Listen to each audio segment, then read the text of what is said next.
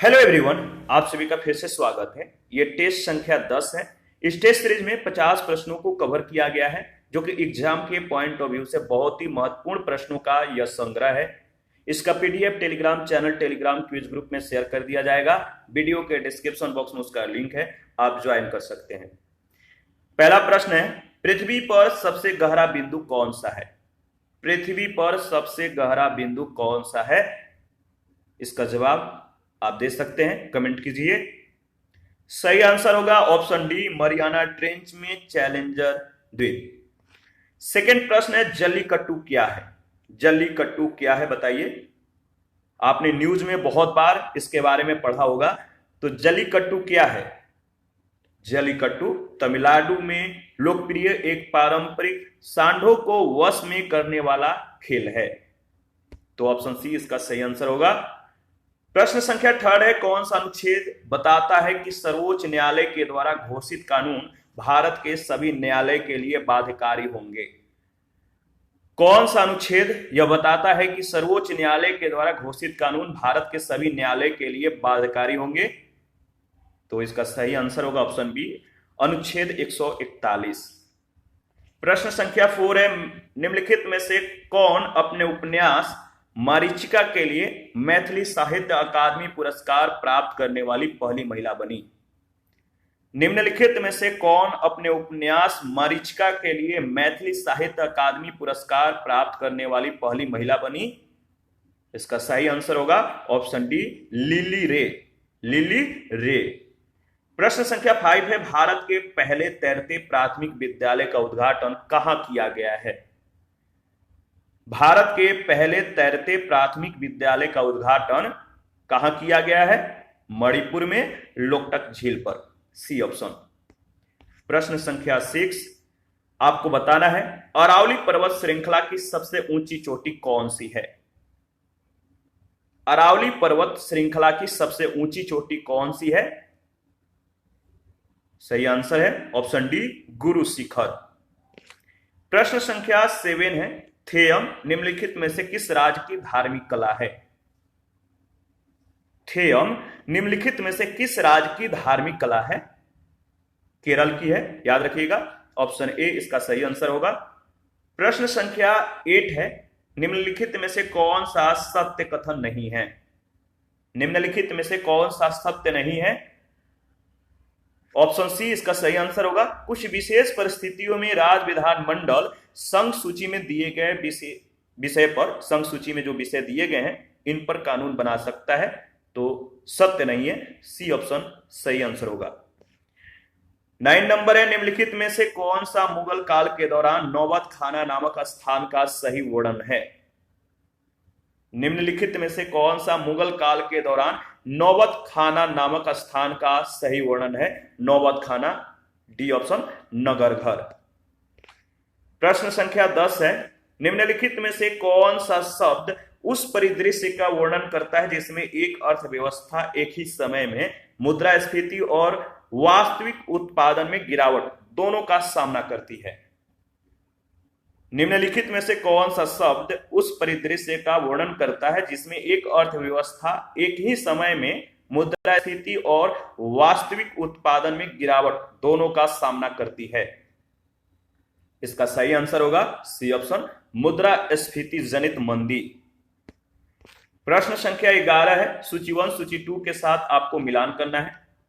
सूची 1 में बताना है कि सूची 2 के साथ जो आर्टिकल, सूची 1 में जो विषय है, सूची 2 में जो आर्टिकल है उसके साथ जो संबंध है किसका किससे है। जैसे उपाधियों का जो प्रतिषेध दिया गया है, आपको बताना है कि किस आर्टिकल में है, तो आर्टिकल 18 में है। धार्मिक मामलों के प्रबंधन की स्वतंत्रता, धार्मिक मामलों के प्रबंधन की जो स्वतंत्रता है किस आर्टिकल में? आर्टिकल 26। अल्पसंख्यकों की भाषा का संरक्षण, बताइए, अल्पसंख्यकों की भाषा का जो संरक्षण है आर्टिकल 29 में है, और शिक्षा का जो अधिकार है वो आर्टिकल 21A में है। तो इसका सही जो आंसर होगा,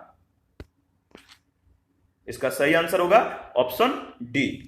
ठीक है, आगे बढ़ते हैं। 12 नंबर है, भारत में निम्नलिखित में से किस से भारत में निम्नलिखित में से आपको बताना है किससे शिशुओं और नाबालिगों के साथ साथ आर्थिक और सामाजिक योजनाओं के लिए कानून बनाने का अधिकार है। भारत में निम्नलिखित में से किसे शिशुओं और नाबालिगों के साथ साथ आर्थिक और सामाजिक योजनाओं के लिए कानून बनाने का अधिकार है? इसका सही आंसर होगा केंद्र और राज्य दोनों सरकारों को। तो इसका सी ऑप्शन बिल्कुल सही ऑप्शन है। आगे बढ़ते हैं। प्रश्न संख्या नेक्स्ट जो है 13 में सूची 1 सूची 2 के साथ आपको जो है मिलान करना है। तो चलिए मिलान करते हैं। और एक तरफ ऊर्जा संयंत्र और दूसरे तरफ ऊर्जा के प्रकार दिया गया है। तो बताइए चमेरा जो ऊर्जा संयंत्र है किस प्रकार के यहां पे ऊर्जा प्राप्त होती है, यानी ऊर्जा के जो प्रकार है वो आपको बताना है। तो देखिए जो चमेरा है, चमेरा यहां पे जो ऊर्जा का प्रकार है जलीय ऊर्जा है। और मावल पहाड़ी यहां पे जो ऊर्जा के प्रकार है सौर ऊर्जा है। कूडनकुलम में परमाणु ऊर्जा और पतरातु में तापीय ऊर्जा। तो 13 का जो सही आंसर होगा वो ऑप्शन डी होगा। एक दो बार रिवीजन कर लीजिएगा, इंपॉर्टेंट है। और 14 नंबर है, देखिए अभिकथन ए में दिया गया है भारतीय भूवैज्ञानिक सर्वेक्षण के अनुसार भारत में सभी कोटि के कोयले का कुल भंडार 2935 मिलियन टन है। कारण आर में दिया गया है देश के कोयले के कुल प्रमाणित भंडार के आधे से अधिक 2 राज्य झारखंड और उड़ीसा में पाए जाते हैं। तो बताइए इन दोनों में से कौन सा कथन सत्य है? दोनों एक दूसरे की व्याख्या करते हैं, या पहला सत्य है या दूसरा सत्य है? तो देखिए इसका सही आंसर होगा ऑप्शन डी। ए गलत है लेकिन आर सही है। आगे बढ़ते हैं। प्रश्न संख्या 15 सूची 1 सूची 2 के साथ आपको मिलान करना है। एक तरफ जनजाति और दूसरे तरफ उनका स्थान दिया गया है। तो बताइए जरावास जनजाति कहां पे निवास करती हैं? तो अंडमान और निकोबार में। जो कुकी जनजाति है, कुकी जनजाति ये मणिपुर में मिलती हैं। थारू जनजाति ये उत्तर प्रदेश और गोंड मध्य प्रदेश में। सही जो ऑप्शन होगा ऑप्शन बी आपका राइट आंसर है। 16 नंबर में भी आपको सूची 1 सूची 2 के साथ मिलान करना है। एक तरफ बायोस्फीयर रिजर्व और दूसरे तरफ राज्य का नाम दिया गया है। तो चलिए मिलान करते हैं। देखिए जो नोक्रेक है, नोक्रेक ये कहां पर है? नोक्रेक बायोस्फीयर रिजर्व ये आपका मेघालय में है। मानस ये असम में है।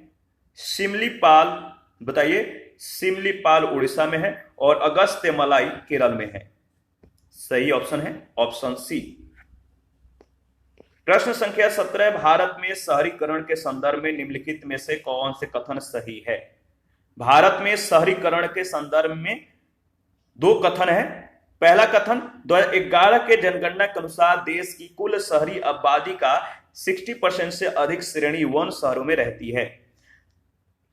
दूसरा कथन है देश में 2011 में 53 शहरी समूह थे जिनकी जनसंख्या 5 लाख से अधिक थी।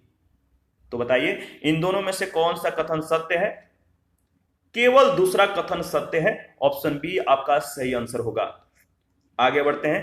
प्रश्न संख्या 18 नीचे 2 कथन दिए गए हैं, अभिकथन ए और कारण आर। अभिकथन ए में भारत में मंत्री परिषद संयुक्त रूप से दोनों लोकसभा और राज्यसभा के लिए जिम्मेदार है। कारण आर लोकसभा और राज्यसभा दोनों के सदस्य संघीय सरकार में मंत्री बनने के पात्र हैं। इन दोनों में से कौन सा कथन सत्य है? दोनों सत्य हैं, या पहला सत्य है या दूसरा सत्य है? तो बताइए इसका सही आंसर क्या होगा? इसका सही आंसर होगा ऑप्शन डी। ए गलत है लेकिन आर सही है। 19 नंबर है पंचायती राज निम्नलिखित समितियों को कालानुक्रमिक क्रम में व्यवस्थित करें। नीचे दिए गए कूट से सही उत्तर का चुनाव करें। तो पंचायती राज के लिए जो समितियां गठित हुई थी उनको कालानुक्रमिक क्रम में व्यवस्थित करना है। बताना इसका सही जो क्रम होगा वो कौन सा होगा।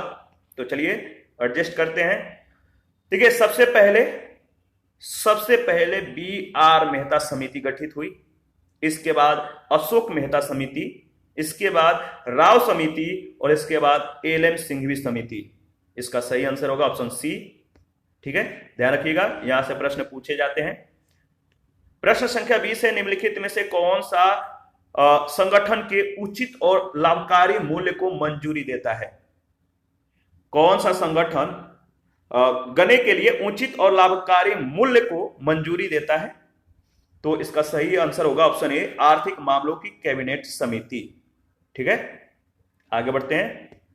प्रश्न संख्या 21, निम्नलिखित में से कौन सा कथन 15वें वित्त आयोग के संबंध में सही नहीं है? कौन सा कथन 15वें वित्त आयोग के संबंध में सही नहीं है? कथन ए में दिया गया 15वें वित्त आयोग का गठन नवंबर 27, 2017 में भारत सरकार के द्वारा किया गया था, बिल्कुल सही है। श्री एनके सिंह इसके अध्यक्ष हैं, यह भी सही है। और आयोग को 30 अक्टूबर 2020 तक अपनी रिपोर्ट प्रस्तुत करने के लिए कहा गया है, बिल्कुल सही है। सी ऑप्शन जो दिया गया सही नहीं है। आयोग की सिफारिशें 2020 से 25 से 5 साल की अवधि के लिए होंगी, तो सी ऑप्शन आपका बिल्कुल सही आंसर है, याद रखिएगा। आगे बढ़ते हैं। 22 नंबर है, विटामिन के बारे में निम्नलिखित में से कौन सा तथ्य सही नहीं है? विटामिन के बारे में 4 तथ्य दिए गए हैं, इनमें से एक तथ्य सही नहीं है। वो तथ्य कौन सा है? तो देखिए, इसका जो सही आंसर होगा ऑप्शन डी होगा। विटामिन के पानी में घुलनशील विटामिन है, यह तथ्य नहीं, यह जो तथ्य है यह सही नहीं है, तो यह तथ्य सही नहीं है। विटामिन के पानी में घुलनशील विटामिन है दिया गया है, जो कि नहीं है। और प्रश्न संख्या 23 में पूछा गया है, निम्नलिखित पल्लव शासकों के शासनकाल को ध्यान में रखते हुए उनके नामों को व्यवस्थित कीजिए। कालानुक्रमिक क्रम और नीचे दिए कोड से सही उत्तर का चयन करें। तो पल्लव शासकों के शासनकाल को ध्यान में रखते हुए उनके नामों को व्यवस्थित करना है कालानुक्रमिक क्रम में। तो बताइए इसका सही जवाब क्या होगा? देखिए, अगर कालानुक्रमिक क्रम में व्यवस्थित कीजिएगा तो सबसे पहले महेंद्र वर्मन, इसके बाद नरसिंह वर्मन, इसके बाद परमेश्वर वर्मन और इसके बाद नंदी वर्मन द्वितीय, यानी ऑप्शन ए इसका सही आंसर होगा। प्रश्न संख्या नेक्स्ट, आगे बढ़ते हैं। 24 में सूची 1 सूची 2 के साथ आपको मिलान करना है। सूची 1 में शासक और सूची 2 में जो है क्वीन, जो है नाम दिया गया क्वीन का, तो मिलान करते हैं। देखिए, चंद्रगुप्त इसका जो संबंध है चंद्रगुप्त का, बताइए, कुमार देवी से। समुद्रगुप्त का जो संबंध है वह है आपका दत्ता देवी से। और चंद्रगुप्त सेकंड का जो संबंध है वह है कुबेरनाग से। और कुमार गुप्त प्रथम का जो संबंध है वह है आपका अनंत देवी, यानी इसका जो सही आंसर होगा ऑप्शन ए। ठीक है, 25 नंबर है। 25 नंबर में पूछा गया उपभोक्ता मूल्य सूचकांक के संबंध में निम्नलिखित कथनों पर विचार करें। उपभोक्ता मूल्य सूचकांक के संबंध में निम्नलिखित कथनों पर विचार करें और सही कूट का चयन करें। पहला है, यह वस्तुओं और सेवाओं दोनों में मूल्य परिवर्तन की गणना करता है। दूसरा, इसकी गणना आर्थिक सलाहकार कार्यालय औद्योगिक नीति विभाग के द्वारा की जाती है और पदोन्नति की जाती है। तीसरा कथन है, आरबीआई के द्वारा मौद्रिक नीति तैयार करते समय इसे मुद्रास्फीति के माप के रूप में लिया जाता है। इन तीनों कथनों में से कौन सा कथन सत्य है, आप बताइए। ठीक है, देखिए, उपभोक्ता मूल्य सूचकांक के बारे में यहां पे जो कथन है दिया गया है, तो इन पर विचार कीजिए और बताइए कि इन तीनों कथनों में से कौन सा कथन सत्य है। तो देखिए, इसका सही आंसर होगा पहला और तीसरा कथन सत्य है, दूसरा कथन सत्य नहीं है। सी ऑप्शन बिल्कुल सही ऑप्शन है। 26 नंबर है, निम्नलिखित में से कौन फास्फेटिक जैव उर्वरक है? बताइए, निम्नलिखित में से कौन फास्फेटिक जैव उर्वरक है? इसका सही आंसर होगा राइजोबियम, ऑप्शन ए। आगे बढ़ते हैं। प्रश्न संख्या 27 है, स्वच्छ भारत मिशन के संदर्भ में निम्नलिखित में से कौन से कथन सत्य है? स्वच्छ भारत मिशन के संदर्भ में निम्नलिखित में से दो कथन दिए गए हैं, निम्नलिखित में से बताना है इन दोनों कथनों में से कौन सा कथन सत्य है। पहला कथन है स्वच्छ भारत मिशन पूरे समुदाय के सामूहिक व्यवहार परिवर्तन पर केंद्रित है। ठीक है। दूसरा है अधिकांश लोगों के लिए खुले में शौच उनकी नियमित सुबह की यात्राओं, फसल की देखभाल का हिस्सा है और सामाजिकीकरण है। तो इन दोनों में से जो कथन सत्य है वो है आपका सी ऑप्शन, यानी दोनों कथन सत्य है। आगे बढ़ते हैं 28 नंबर, निम्नलिखित में से जो 11 के जनगणना के अनुसार किसे जनसंख्या घनत्व के संदर्भ में सही अवरोही क्रम में व्यवस्थित किया गया है। बताइए, निम्नलिखित में से 2011 के जनगणना के अनुसार अगर बात करें तो किसे जनसंख्या घनत्व के संदर्भ में सही अवरोही क्रम में व्यवस्थित किया गया है। इसका सही आंसर होगा बिहार, पश्चिम बंगाल, केरल और उत्तर प्रदेश, यानी डी ऑप्शन। बहुत ही महत्वपूर्ण प्रश्न है, ध्यान रखिएगा। प्रश्न संख्या 29 है, निम्नलिखित क्रेडिट रेटिंग एजेंसियों पर विचार करें। क्रेडिट रेटिंग एजेंसियों पर विचार करें, उन्हें कालानुक्रमिक क्रम में व्यवस्थित करें। दिए गए कूट में से सही उत्तर का चयन करना है, बताना है इसका सही आंसर क्या होगा। तो देखिए, क्रेडिट रेटिंग एजेंसियों पर अगर विचार करें तो उन्हें कालानुक्रमिक क्रम में अगर व्यवस्थित करेंगे तो इसका जो सही आंसर होगा वो होगा ऑप्शन ए। ठीक है। क्रिसिल, इसके बाद क्रिसिल के बाद आईसीआरए, इसके बाद देखभाल, यानी ए ऑप्शन इसका सही आंसर होगा। प्रश्न संख्या 30 है, सेल्वा वनों की विशेषता क्या है। सेल्वा जो वन है इनकी विशेषता क्या है। तो देखिए, सेल्वा वनों की जो विशेषता है वो है चौड़ी पत्ती सदाबहार वन। चौड़ी पत्ती वाले ये सदाबहार वन होते हैं, यहाँ के जो वृक्ष होते हैं चौड़ी पत्ते वाले होते हैं। तो सेल्वा वनों की विशेषता जो है ऑप्शन ए में दिया गया है। प्रश्न संख्या नेक्स्ट 31, निम्नलिखित में से भारत में स्थित किस शहर में सामाजिक वानिकी और पारिस्थितिकी पुनर्वास केंद्र है। निम्नलिखित में से भारत में स्थित किस शहर में सामाजिक वानिकी और पारिस्थितिकी पुनर्वास केंद्र है। इसका सही आंसर होगा प्रयाग में है, बी ऑप्शन राइट ऑप्शन है। 32 है, भारत में नीली क्रांति किससे संबंधित है। नीली क्रांति किससे संबंधित है। देखिए, जितने भी क्रांतियां हैं, नीली क्रांति, श्वेत क्रांति, भूरा क्रांति, ये सभी जो क्रांतियां हैं इनको याद रखिएगा, यहां से एक प्रश्न पूछा जाता है। तो भारत में नीली क्रांति किससे संबंधित है बताइए। तो मछली उत्पादन से, याद रखिएगा सी ऑप्शन। 33 नंबर है, निम्नलिखित में से किस निकाय ने रेजिडेक्स नामक पहला आधिकारिक आवासीय आवास मूल्य सूचकांक पेश किया था। निम्नलिखित में से किस निकाय ने रेजिडेक्स नामक पहला आधिकारिक आवासीय आवास मूल्य सूचकांक पेश किया था। बताइए इसका सही आंसर क्या होगा। तो देखिए, इसका सही आंसर होगा 33 का ऑप्शन सी, एनएचबी। एनएचबी, ठीक है, याद रखिएगा। 34 नंबर है, एक बंद अर्थव्यवस्था वह है जो, यानी जो क्लोज इकोनॉमी है, बंद अर्थव्यवस्था है, वो कौन सा अर्थव्यवस्था है। तो एक बंद अर्थव्यवस्था वह है जो अन्य देशों के साथ व्यापार नहीं करता है। इसका सही आंसर ऑप्शन ए होगा। 35 नंबर है, निम्नलिखित में से कौन एक केंद्रीय बैंक का मात्रात्मक ऋण नियंत्रण उपाय नहीं है।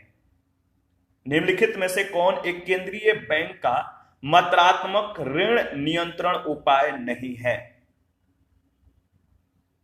इसका सही आंसर होगा ऑप्शन डी, नैतिक स्वीकृति। डी ऑप्शन बिल्कुल सही आंसर है। प्रश्न संख्या 36 है, पूरा यानी ग्रामीण क्षेत्रों को शहरी सुविधाएं प्रदान करना जो मॉडल है, इसकी वकालत किसके द्वारा की गई थी। पूरा मॉडल की वकालत किसके द्वारा की गई थी, आप बताइए। बहुत ही महत्वपूर्ण प्रश्न है, याद रखिएगा। जो पूरा मॉडल है इसकी वकालत किसके द्वारा की गई थी, तो एपीजे अब्दुल कलाम के द्वारा। 37 नंबर है, 2011 के जनगणना के अनुसार भारत में महिला साक्षरता दर कितनी है। 2011 के जनगणना के अनुसार भारत में महिला साक्षरता दर बताइए, याद रखिएगा 65.5% है। प्रश्न संख्या 38, सूखे बालों को कठोर रबड़ के कंघी से कंघी करने पर सुनाई देने वाली कर्कश ध्वनि किसके कारण होती है? सूखे बालों को कठोर रबड़ के कंघी से कंघी करने पर सुनाई देने वाली कर्कश ध्वनि किसके कारण होती है?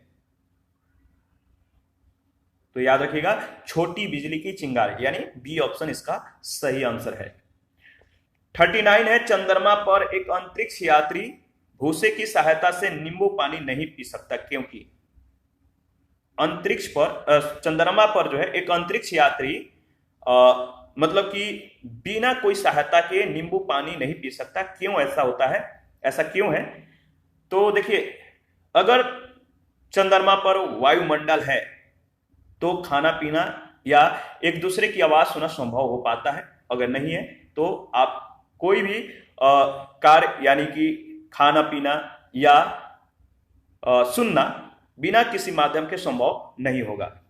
तो इसका सही आंसर होगा 39 का, चंद्रमा पर कोई वायुमंडल नहीं है, ऑप्शन बी इसका राइट आंसर है।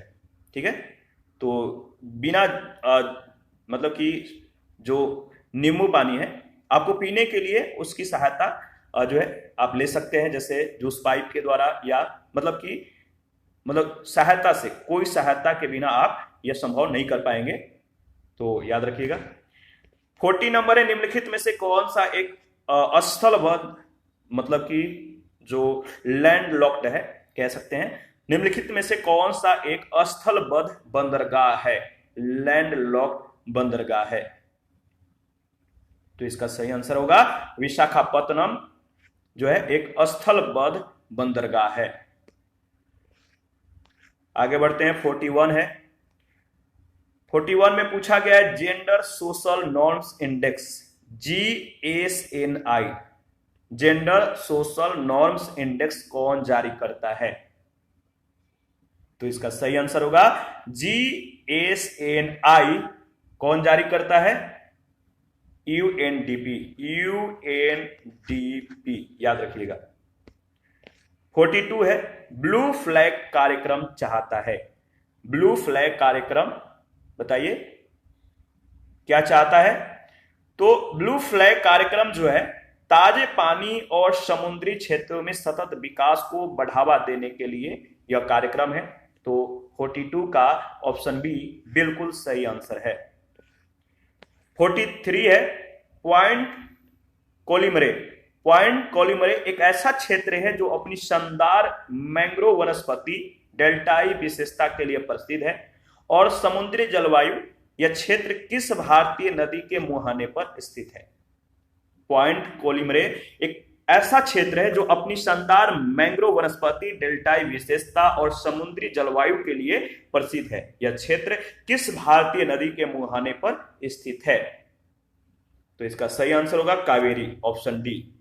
ठीक है, 44 नंबर है, साइट्रोट्रॉन है। साइट्रोट्रॉन क्या है? साइट्रोट्रॉन जिगर और स्तन कैंसर के इलाज में एक सफल उपकरण है। क्या है? तो ऑप्शन बी में जो दिया गया, जिगर और स्तन कैंसर के इलाज में एक सफल उपकरण है साइट्रोट्रॉन। 45 है, 20 फरवरी 1947 को प्रधानमंत्री एटली ने ब्रिटिश सरकार नवीनतम भारत के फैसला को वापस लेने के लिए घोषणा कब की? 20 फरवरी 1947 को 20 फरवरी 1947 को प्रधानमंत्री एटली ने ब्रिटिश सरकार नवीनतम भारत के फैसला को वापस लेने की घोषणा कब की? तो इसका सही आंसर होगा जून 1948 में। 46 है, उत्तर पश्चिम सीमा प्रांत बनाने के लिए पंजाब को 5 जिलों और जनजातीय क्षेत्रों को किस वर्ष में हटाया गया था? उत्तर पश्चिम सीमा प्रांत बनाने के लिए पंजाब को 5 जिलों और जनजातीय क्षेत्रों को किस वर्ष हटाया गया था? तो 1901 में, ऑप्शन सी इसका सही आंसर है।